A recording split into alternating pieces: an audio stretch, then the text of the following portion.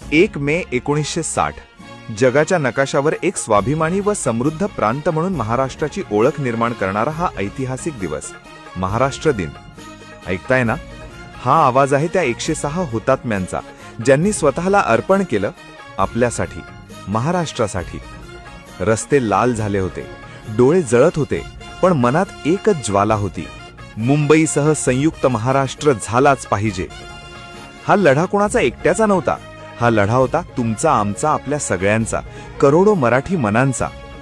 या लढ्याला आचार्य अत्रे, सेनापती बापट, प्रबोधनकार ठाकरे, श्रीपाद अमृत डांगे, SM जोशी, केशवराव जेधे, शंकरराव देव, मधु दंडवते, वसंतराव नाईक, BT रणदिवे, अहिल्या रांगणेकर, मृणाल गोरे या सर्वांनी दिशा दिली.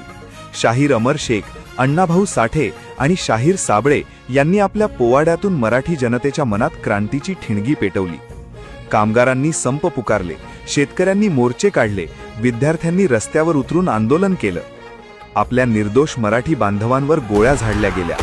फ्लोरा फाउंटनचा परिसर आजही त्या रक्तरंजित संघर्षाची साक्ष देत आहे. 106 बांधव शहीद झाले, हजारो जण तुरुंगात गेले, पण मराठी माणूस झुकला नाही. आणि मग तो दिवस उजाडला, 1 मे 1960.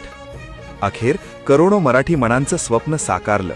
स्वर्गीय यशवंतराव चव्हाण साहेबांच्या नेतृत्वाखाली महाराष्ट्र जन्माला आला. बांधवांनो, हा महाराष्ट्र कुणाच्या दयेने मिळालेला नाही, तर तो रक्ताने, संघर्षाने आणि बलिदानाने घडलेला आहे. चला पुन्हा तीच जिद्द, तीच अस्मिता जागवूया, कारण आपण फक्त महाराष्ट्रात राहत नाही, तर आपणच महाराष्ट्र आहोत. जय महाराष्ट्र, जय हिंद.